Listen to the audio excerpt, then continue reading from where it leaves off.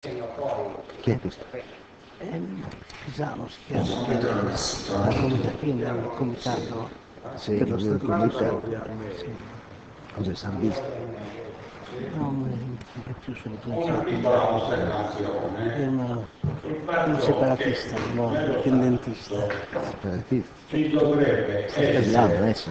Pillano Adesso separatista, Pillano. la parola Pillano, non so della come sovranità, perché senza sovranità è inutile iscrivi papelissimo, ma senza andare poi a ripercorrere, cara Andrea, la sovranità o possedenza, non tutti io su noi, di culture di tutto, ed è più che sia aula e classe.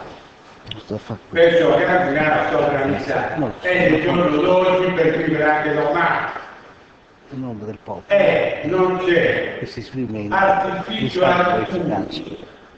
perché se noi siamo una regione, come si dice in Italia, a statuto speciale, ma Funzionato limitato, per dov'è lo ottenere il risultato che abbiamo statuto che è ottenuto. stato approvato nel 48?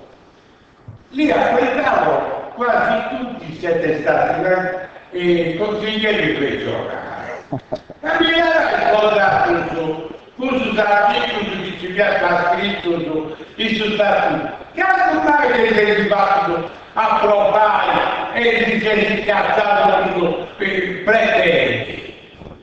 È inutile scrivere sul statuto, bene, colorava, e fatto per che volevano il suo garaggio. Sì. Guarda, io sapevo come dicevi, il suo statuto. Fai approvare. Scusa che dicevi la sovranità. Che vuol dire i deputati? Andate che vuole dire, ma mi dite che c'è dei timoni, che a voi là sarà su stato italiano, che allora questo non lo puoi fare, quello non lo puoi scrivere, questo non si può, come si spiega del Sassi?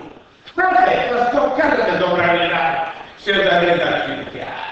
Fai un referendum popolare, come il gusto, come si dice, e poi si sumo non vogliono. Dov'è la democrazia? Se si sono democrazia. E allora si sfido, andare a suo prendere la democrazia. E andare a votare io tutta cosa, perché non c'è nessuna cosa, nessun mondo che non ci sia popolo quello che comanda.